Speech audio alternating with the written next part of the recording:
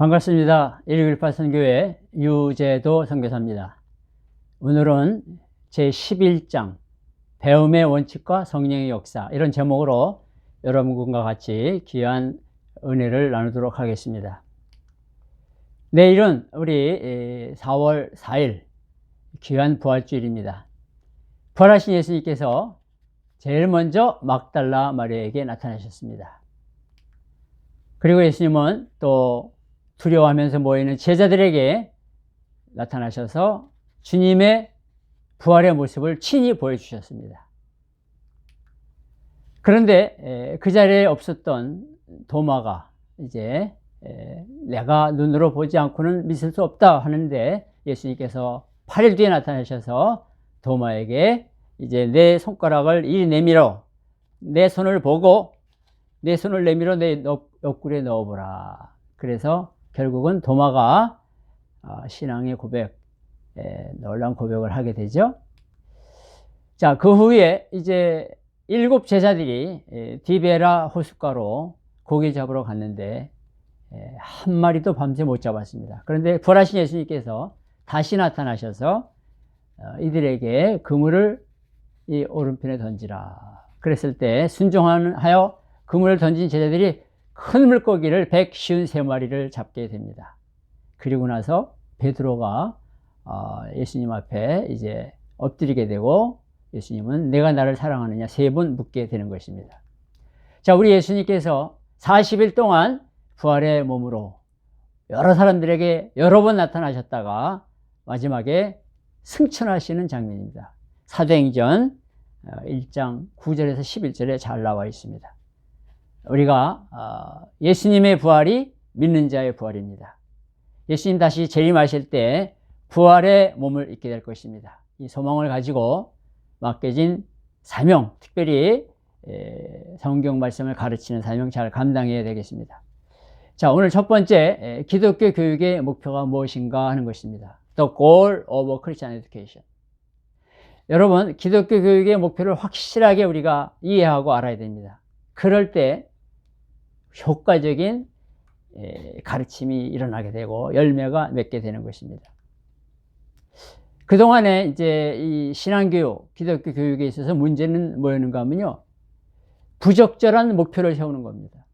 그리고 불충분한 목표를 세우고 또 아예 목표가 없는 경우도 있습니다. 그래서 열매가 없고 기독교 교육이 방해를 받아온 것입니다. 여러분, 흔히 기독교 교육의 목적이 무엇입니까? 질문하면 우리 많은 크리스찬들이나 또는 영적인 리더들, 선생님들이 이렇게 말합니다.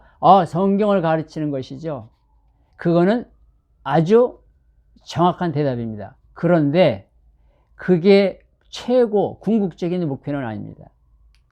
성경은 반드시 가르쳐야 되는데 그렇게 성경을 가르칩니다, 이렇게 대답이 끝나면 안 됩니다. 그것이 궁극적인 목적은 아닙니다. 왜 그럴까요? 여러분, 성경을 가르치고 또 안다고 해서 그대로 살아가는 게 아니기 때문에 그렇습니다. 그러니까 기독교 교육의 목표가 뭐냐고 했을 때 성경을 가르치는 것, 그리고 그 이상이 되어야 됩니다. 오늘 그것이 무엇인지 같이 배우도록 해보겠습니다.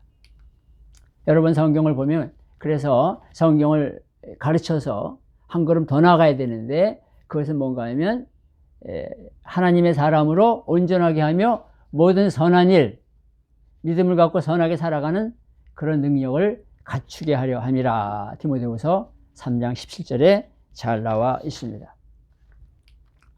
또 우리 예수님께서도 말씀하셨죠. 가장 큰 계명이 뭐냐? 내 마음을 다하고 목숨을 다하고 뜻을 다하여 주 너의 하나님을 사랑하라. 마가복음 12장 30절입니다. 그래서 기독교 교육의 목표는 성경을 가르치는 것이지만 그 이상이 되어야 됩니다. 여러분, 그러면 목표가 뭐가 되어야 될까요?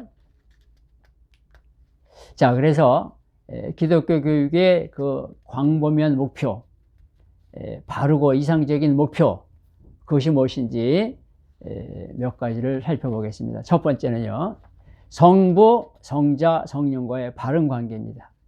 무슨 말입니까?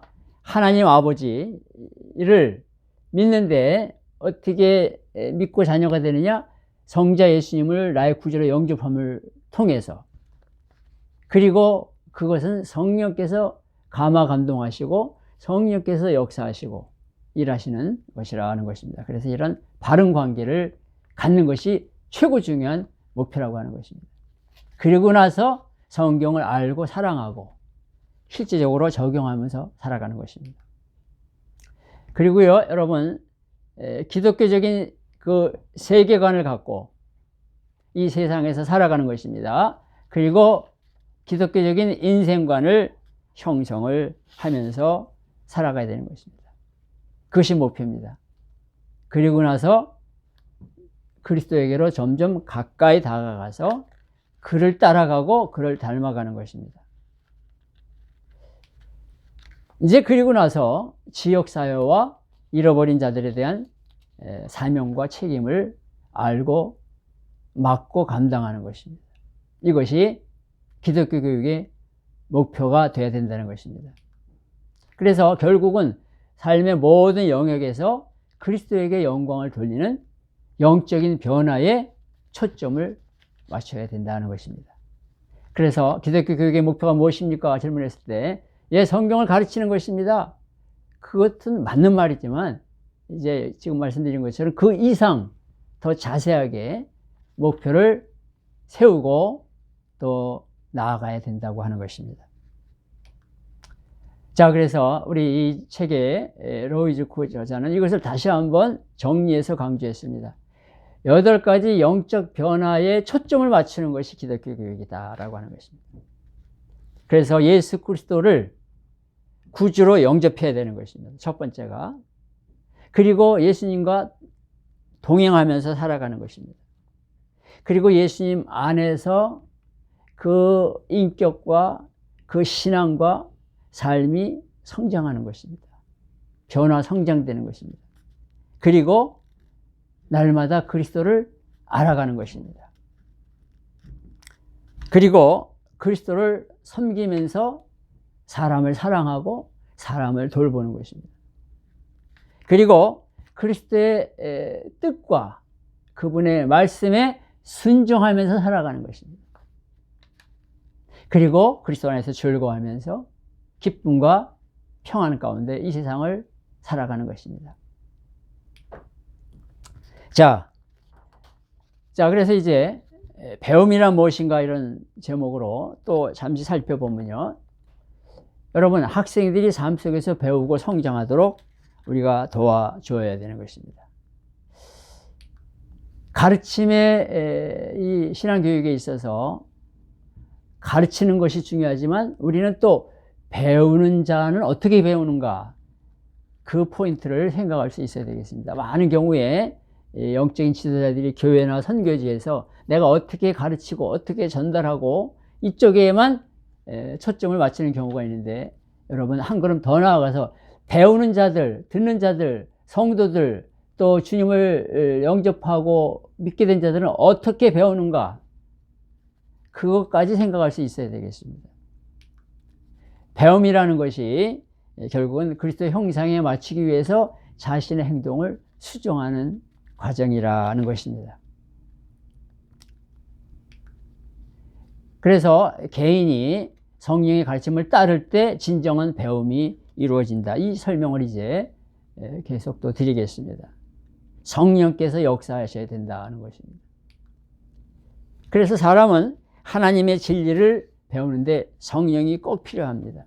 성령이 도와주시고 성령이 일하시고 성령이 역사하셔야만 된다고 하는 것입니다. 그럴 때 진정한 배움이 일어나는 것입니다. 자, 그래서 배움의 원칙, Principles of Learning, 이런 제목인데요. 우리가 생각해야 될 중요한 것이 학생들이 어떻게 해야 가장 잘 배울 수 있는가, 이것을 우리가 꼭 기억하면서 주의 일을 해야 되겠습니다. 가르치는 일 특별히 감당해야 되겠습니다. 학생들은요, 사람들은 배울 준비가 되어 있을 때 가장 잘 배운다고 하는 것입니다. 그래서 배울 준비를 시켜주는 것, 이것이 또 중요한 사실이 되겠습니다.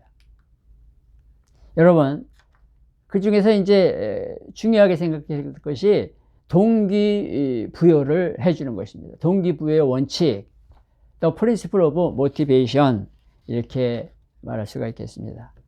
배우려는 동기가 있을 때 더 빨리 배우게 됩니다. 억지로 끌려가지고 그냥 강제적으로 배우라고 하는 것보다는 배우려고 하는 동기를 부여해 주는 것입니다. 그럼 어떻게 해야 배우려고 하는 동기를 가질까요? 관심을 가질 때, 또 내가 저거를 배워야 되겠다는 필요를 느낄 때 가장 잘 배울 수가 있게 되는 것입니다. 이 포인트를 잊어버리면 안 됩니다. 그런데 여러분, 동기부여에는 크게 두 가지 종류가 있는데요. 외적인 동기부여, 내적인 동기부여가 있습니다. 외적인 동기부여는 뭐가 있을까요? 뭐 잘했을 때 상을 준다든가, 어떤 보상을 해준다든가, 또 뭐 칭찬을 해준다든가, 또 이제 아주 굉장히 이렇게 그 학생에게 어떤 대가를 해주는 것입니다. 이것은 외적인 동기부여입니다. 그럴 때 더 잘 배우게 되죠. 그런데 또 내적인 것이 있습니다. 그런 외적인 것보다는 또 내적인 것으로 이제 자극해서 동기부여를 가져다 주는 것입니다. 그러면 그 내적인 동기부여는 무엇인가? 여러분, 그 다음에 이제 이것이 참 중요한 말씀입니다. 믿는 이들이 내적 동기는 뭔가 하면요, 나를 구원해 주신 그 예수님, 십자가에서 나를 위해서 죽으시고 3일 만에 부활하시고 또 이제 승천하신 그 주님이 다시 오실 텐데, 그 주님이 죄인된 나를 위해서 죽어주신 그 은혜, 구원해 주신 은혜, 천국 백성 되게 해주신 은혜, 또 이제 부활의 몸을 있게 해주시는 은혜, 하나님의 자녀로 삼아주시는 은혜가 너무 감사해서 내가 배워야 되겠다, 주님의 뜻을 알아야 되겠다. 이것이 내적인 동기인데 그것이 가장 중요한 것입니다. 그럴 때 말씀을 읽고 배우게 되는 것이죠. 자, 그러면 성령은 동기부여의 문제와 어떻게 관련되어 있는가? 성령께서는요, 어떤 일을 하시는가 하면 학생들이 자기 필요와 약점을 깨닫도록 도와주시는 것입니다. 성령께서 마음을 열어주시는 것입니다. 또 사람들이 자기 필요에 대한 대답을 찾도록 그리스도와 그의 말씀으로 인도하는 것입니다. 여러분, 빌립 집사가 이디오피아 내시를 향해서 찾아가는 것, 그리고 또 이디오피아 내시가 말씀을 읽고 있을 때 설명을 듣고 싶어 하는 것, 이런 모든 과정 속에서 성령께서 우리가 일하신 것, 역사하신 것을 우리는 잘 알 수가 있습니다. 또 학생들이 최선의 동기를 갖도록 인도하는데 선생님들을 사용하기를 원하시는 겁니다. 여러분, 선생님은 목사님이 될 수가 있고, 선교사님이 될 수가 있고, 뭐 또 주일학교 선생님이 될 수가 있고, 또 부모님이 될 수가 있고, 교수가 될 수가 있고, 다양한 그런 지체들이 되는 것입니다. 성령께서 이끌어 가시는 것입니다. 그래서 인간의 본능적인 충동과 내적 욕구에 대해서 영적인 교육을 성령께서는 하기를 원하시는 것입니다. 성령이 그 마음을 가다듬어 주셔야 되는 것입니다. 또 성령은요, 선생들에게 통찰력을 주어서 학생들의 필요를 알게 해주고 깨닫게 해주는 것입니다. 여러분, 그래서 성령께서 이렇게 일하셔야 된다는 것입니다. 그래서 크리스찬의 삶과 섬김 속에서 이상과 목표를 보여주어서 배움의 동기를 주는 것입니다. 여러분, 그래서 성령으로 사로잡히고 충만할 때 잘 배우게 되고 더 배우고 싶어 하게 되는 것입니다. 참 이 놀라운 말씀인데, 구원받을 때 사람은 새로운 피조물이 됩니다. 새로운 피조물이 되니까 새로운 가치관과 동기를 갖게 되고요. 세상적인 가치관, 세상적인 그런 것들이 아니라 하나님이 원하시는 그 가치관과 그 삶을 살기를 원하게 되는 것입니다. 그것은 성령의 역사인 것입니다. 고린도후서 5장 17절에 이것을 증명해 주는 말씀이 나옵니다. 그러니 누구든지 그리스도 예수 안에 있으면 새로운 피조물이라. 이전 것은 지나갔으니 보라 새 것이 되었도다. 제가 웨스트 아프리카에서 아비장이라는 곳에서 한번 강의를 신학생들에게 한 적이 있습니다. 한 거의 60, 70명이 모였는데요. 하루 종일 강의를 했는데 제가 강의하면서 성령의 감동을 막 느꼈어요. 그 학생들이 얼마나 열심히 배우고 싶어 하는지. 여러분, 그 아프리카라는 나라가 가난하고 온갖 전염병이 많고 여러 가지로 열악한데 그 60, 70명이 앉아있는 사람들이 한 사람도 딴 데 보는 사람이 없는 거예요. 근데 제가 거기서 그 가르치면서 또 그들의 얼굴을 보면서 성령께서 지금 역사하고 계시는구나 하는 것을 강하게 느낀 적이 몇 년 전에 있었습니다. 그래서 여러분, 성령께서 우리 새로운 피조물 된 자들에게 일하시고 역사하셔야 된다고 하는 것입니다. 연관성의 원칙, The Principle of Relevance 이렇게 부릅니다. 진리가 어떻게 나에게 개인적으로 연관되는지 아는 것입니다. 사람들이요, 삶의 필요와 연결된 성경의 가르침을 더 잘 받아들입니다. 나하고 관계 있는 말씀, 나에게 연결되는 말씀이라고 느껴질 때 잘 배우게 되는 것입니다. 그렇죠? 설교도 그렇고 성경 공부도 그렇고 나하고 연결이 돼야 됩니다. 내 문제와 내 또는 고난과 내 여러 가지 삶의 모습과 연결이 되어야 되는데 그것을 해주시는 분이 성령이시라고 하는 것입니다. 그래서 바울 서신 읽어보면요, 바울 서신 13개는 이 삶과 연결된 문제들이 거기 가득합니다. 뭐 고린도 전후서도 그렇고요, 갈라디아서, 에베소서, 빌립보서, 골로새서, 디모데 전후서 다 마찬가지입니다. 그 안에 있는 교회들, 그 안에 있는 믿음의 사람들과 연결된 그런 문제들이 나오고 그것에 대한 성령의 인도하심과 하나님의 뜻을 알려주는 그런 말씀들이 잘 나와 있습니다. 연관성이 탁월합니다. 예수님처럼 필요와 경험과 관련될 수 있는 수업을 우리가 해야 되는 것입니다. 여러분, 학생들이 자기 필요와 말씀사의 관계를 못 본다면 허공에다가 대고 말하는 것과 같습니다. 그래서 우리가 기도도 해야 되고요, 또 학생들을 잘 살펴보아야 되고, 또 성령의 도우심을 구하면서 연관해서 가르치고 설교하고 말씀을 증거할 때 놀라운 역사들이 나타나는 것입니다. 삶과 연결되지 않는 배움은 행실이 없는 믿음처럼 죽은 것이다. 미국의 과거에 유명한 교육학자였던 케네스 앵글이라는 사람이 남긴 말입니다. 그렇죠. 삶과 연결되는 그런 하나님 말씀을 가르칠 때 놀라운 역사가 나타나게 되는 것입니다. 자, 그 다음에 활동의 원칙. 사람들은요, 행함으로 배우는 것입니다. 이 행함 속에는 육체적인 것, 정신적인 것, 정서적인 것이 있습니다. 여러분, 우리 특별히 주일학교 선생님들이요, 초등학생들, 중고등학생들을 가르칠 때 과거에 어떤 말을 많이 했습니까? 얘들아, 움직이지 마라. 조용히 앉아 있어. 떠들지 마. 그래서 그냥 가만히 앉아 있는 애들이 성경 공부를 잘하는 것으로 생각했습니다. 그러니까 완전히 학생들을 수동적으로 듣고 배우기만 하는 존재로 본 거예요. 여러분, 선생님들의 열심은 좋지만 교육적으로 볼 때는 이것은 큰 문제가 있는 것입니다. 학생들이 조용하고 가만히 앉아 있으면 배운다고 생각하는 것, 그것은 반드시 옳은 것이 아닙니다. 사실은 그와 반대일 수가 있습니다. 여러분, 말씀 속에서 발견한 것을 적용해서 태도와 행동이 주님을 닮아가도록 돕는 일을 해야 되는데, 활동을 통해서 그런 일들을 또 우리가 잘 할 수가 있는 것입니다.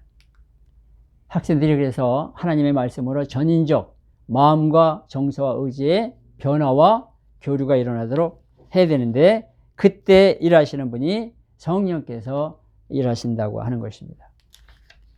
그래서 성령 충만한 선생님들이 결국은 그런 다양한 활동을 통해서 또 하나님의 말씀과 뜻을 효과적으로 전할 수가 있는 것입니다.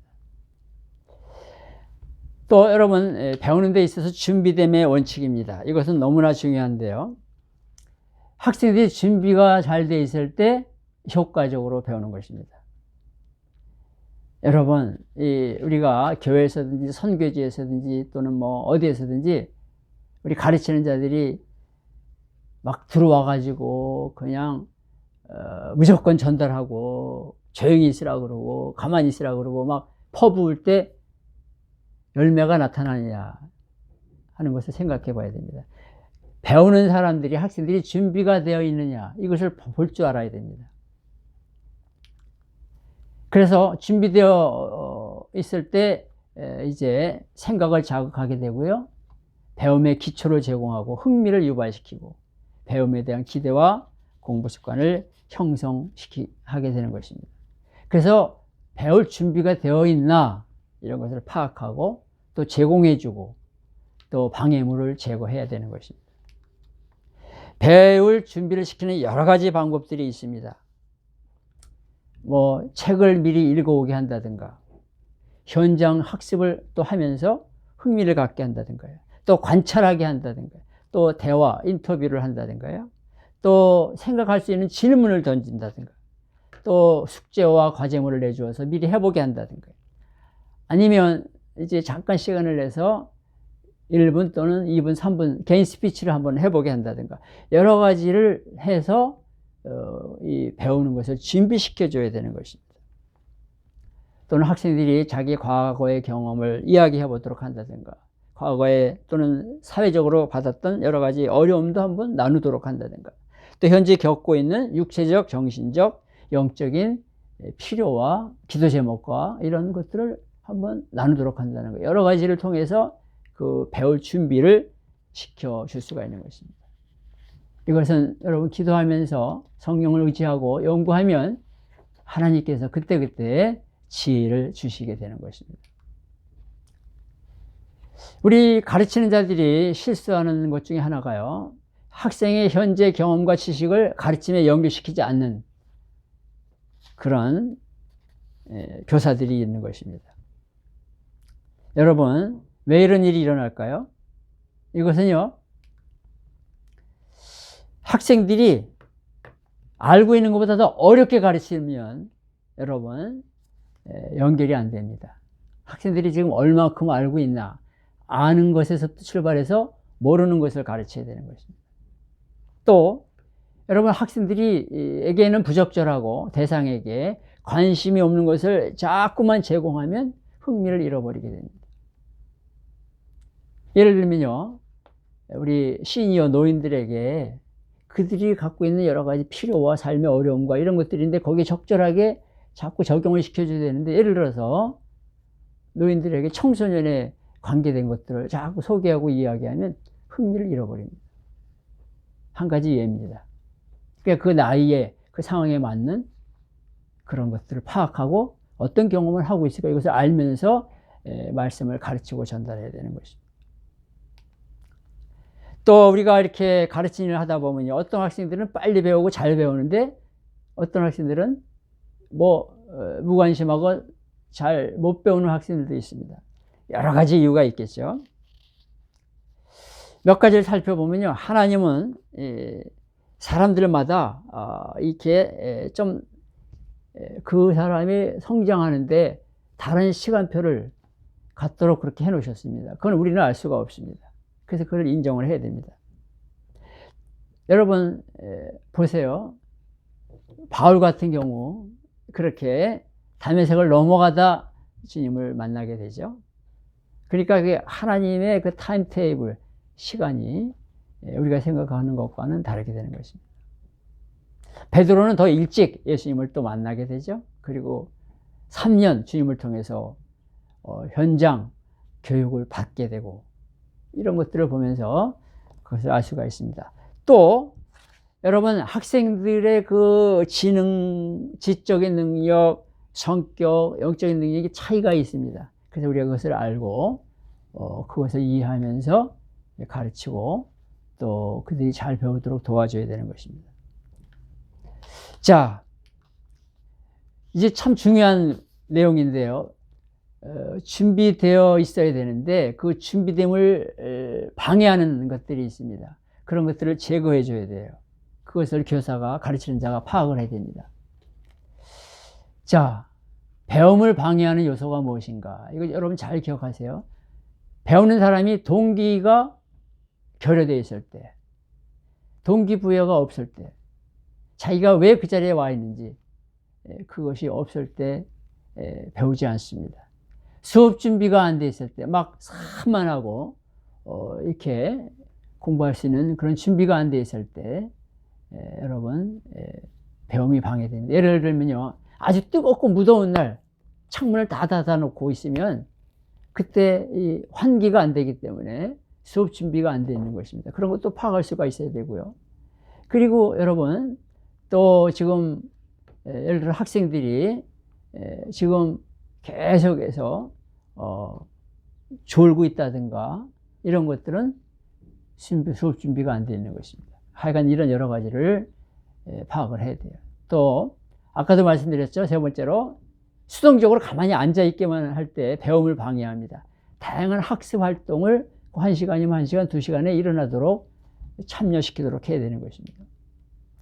또 왜 배움을 방해하는가 하면 성경의 진리를 삶에 연관시키지 않기 때문에, 그래서 가르치는 자가 애쓰고 노력을 해야 되는데 그렇게 할 때 배움이 준비가 안 되어 있는 것입니다. 다섯 번째는요, 영적으로 아직 눈이 감겨 있습니다. 그러면 하나님의 말씀, 진리를 가르쳐도 배우지를 않습니다.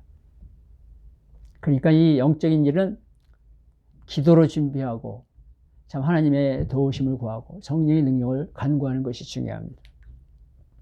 또 배우는 학생들 속에 있는 현재에 대한 온갖 세상적인 욕망, 또 불순종의 마음이 차 있을 때는 잘 배우지 않습니다. 그것을 파악하고 알고 있어야 됩니다.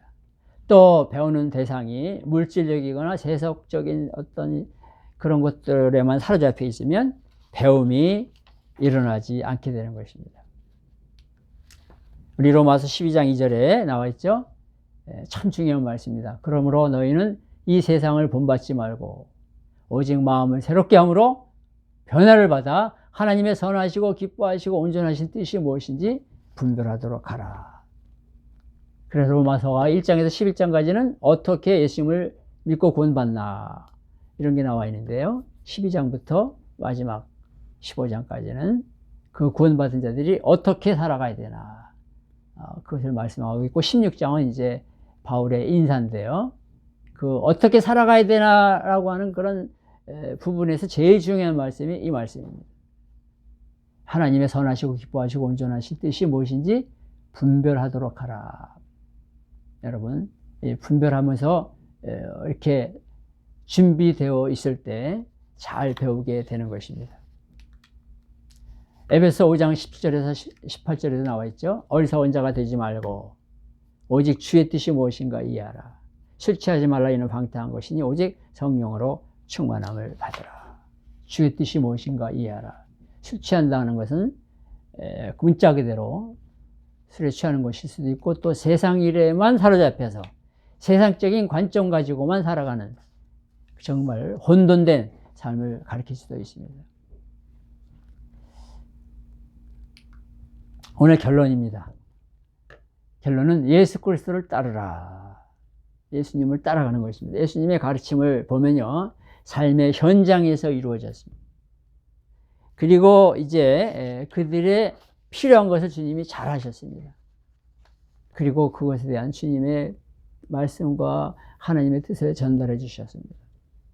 필요를 해결해 주셨습니다. 그리고 흥미로 인해서 자극을 받도록 만들어졌습니다.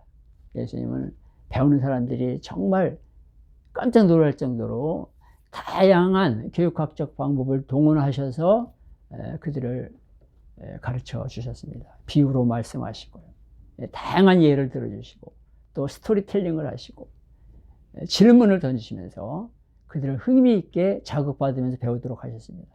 그리고 그들을 성장하게끔 주님께서 온갖 기도와 수고를 하신 것입니다. 그래서 우리 예수님을 가리켜서 이 세상에서 가장 위대한 선생님이시다, 그렇게 말합니다. 여러분, 그것은 예수님의 티칭 스타일에서 제가 여러분들에게 충분하게 말씀을 드렸습니다. Words Master, Teacher, 그렇게 대부분의 학자들이, 교육학자들이 그렇게 말하고, 심지어 안 믿는 사람들도 인정을 하는 것입니다. 예수님은 위대한 교육학자였다, 교육 선생님이었다. 그래서 우리가 그분을 따라가고 본받아야 되는 것입니다. 여러분, 이제 부활절, 이제 기쁨으로 맞이하시고요. 예수님께서 우리에게 주신 사명, 이 귀한 가르침, 그리고 이 성령의 역사, 이런 것 가운데서 우리가 끝까지 이 사명 감당하면서 잘 달려갈 수 있어야 되겠습니다. 여러분, 우리 주님께서 함께 하실 겁니다. 이제 부활하신 주님께서 동행하시고 우리들에게 힘 주시고 인도해 주실 겁니다. 구독과 좋아요 여러분 꼭 기억해 주시고, 또 한 주간 승리하시고 또 주님의 은혜 가운데 다시 만나 뵙도록 하겠습니다. 감사합니다.